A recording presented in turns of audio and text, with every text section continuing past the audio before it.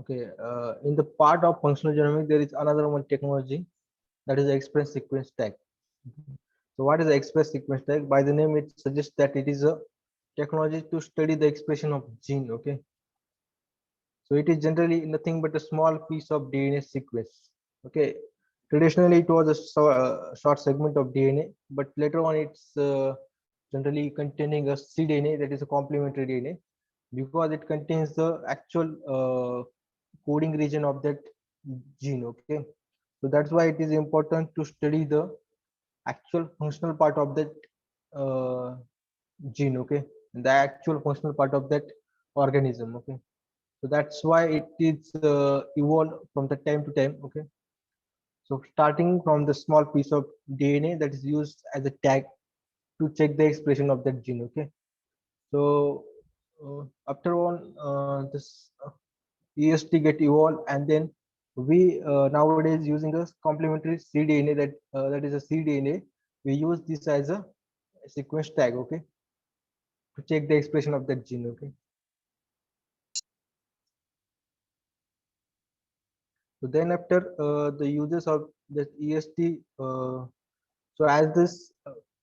as we are dealing with the functional genomics, that's why it is important from the point of to study the expression of that gene. Okay, so that is the main function of that EST. Okay, and it is also useful to identify unknown gene and map their position in the genome. Okay, so when we are doing this, what we can say, the cDNA synthesis, and then after we can identify the unknown gene. Okay, okay, but this technology nowadays depends mainly on the bioinformatics. Okay, because we are having so many sequence database of the EST. Okay, so from that we can identify the unknown gene. Okay, and then we can also map their position in the genome. Okay, because nowadays we have quite a most of the sequence of that EST also. Okay, so it provides a simple and inexpensive path for discovering a new gene. Okay, then genome map construction is also one of the main application of EST. Then characterization of express gene. Okay, so these are the secondary what we can say use of the EST, but the main use of EST is to check the expression of that gene. Okay, so from the EST technology, we first need to prepare a tag. Okay, so how we prepare a tag? So starting from mRNA, that is a messenger RNA, which contains the actual coding info, of that coding information of that gene. Okay, so that's getting converted into cDNA. Then after we use this cDNA as a tag. Okay, so EST is nothing but a cDNA which are used as a tag. It is a part of cDNA. Okay, it is not a whole cDNA, but it is a part of cDNA which are which generally used for the tagging purpose. Okay, so the stability of cDNA is also high because it's generally uh, containing the coding region of that gene. Okay, then after cDNA to EST preparation, in that we firstly take a part of that cDNA. Okay, so from that point of view, we take two parts. Okay, from the 5 prime, that is 5 prime EST, and the one from the 3 prime, that is 3 prime EST. Okay, those are the different. So the basic difference between both of them are that the stability and their okay. So for the from the 5 prime, that is 5 prime EST. So these regions are generally conserved and not changed within the gene family because it is coding for that protein. Okay, so those from the 5 prime side, it is containing a coding or codon. Okay, so that's why it's a conserved sequence. It is not generally eliminated, or it is not generally removed. Okay, whereas in 3 prime EST, this sequence only ending. These are the only ending portion of cDNA. Okay, so it is generally containing a poly A tail. Okay, that's why it generally added after the modification. Okay, so while the processing or mRNA maturation, at that time this 3' end is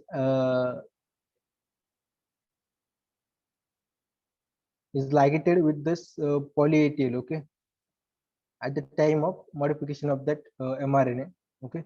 That's why it is generally containing uh, non-codon region, okay. So sorry, not codon, it's generally containing a what we can say, the ending portion. It is not very useful, okay, from the point of view of gene expression, okay. That's why it is not conserved throughout the generation, and then after it is removed, okay, because it is an untranslated region, okay. So that's why generally this 5' EST containing a conserved sequence, okay, and this 3' EST containing a ending portion of that cDNA which are less conserved, okay.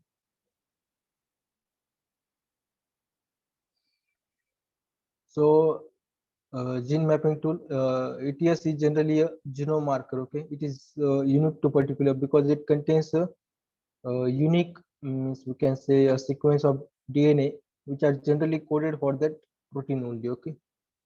So that's why it's unique at a particular to a particular. Then resource of gene discovery, because it's generally we can take or we can detect any hereditary, what you can say, character that transfer from generation to generation by this genes, okay, this technicals, okay.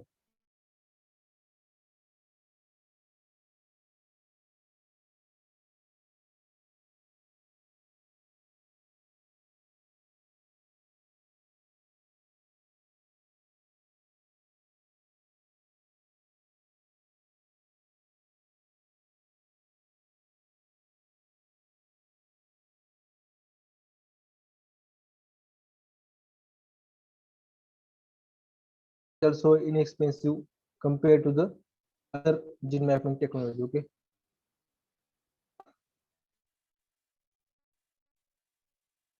EST and NCBI, okay, so after the development of bioinformatics technologies, so EST is also getting sequenced throughout the generation to generation.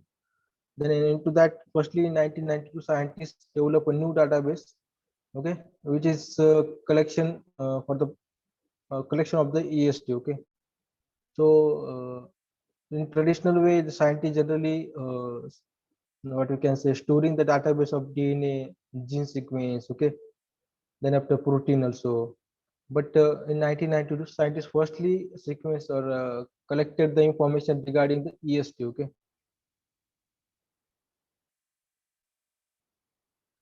Okay, then after this annotation and all this thing happen, and then after in gene bank, those database is called as DBEST. It is deposited okay, as a new database.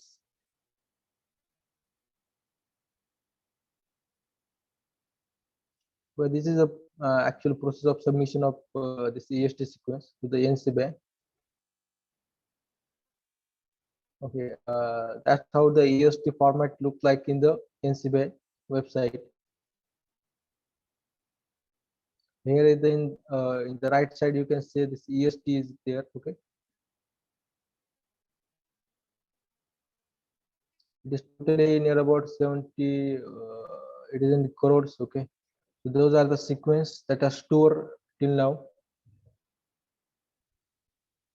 Or you can simply search inside this DBST by using your code or any keywords also.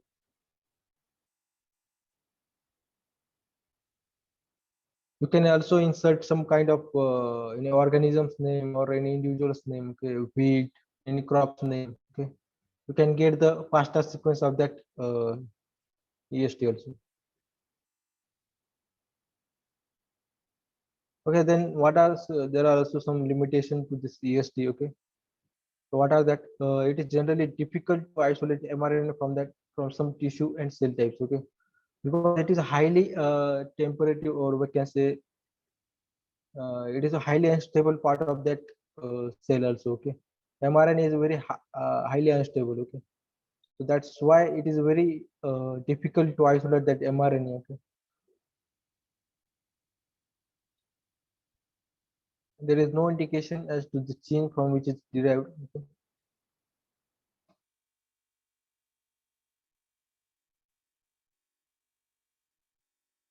So then there is organization of the EST. Then after, so this is a part of bioinformatics. Okay, these are the private EST database that are developed then after.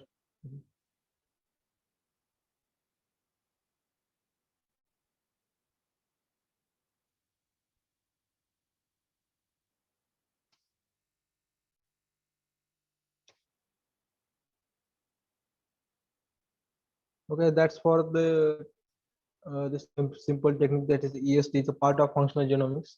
Okay. So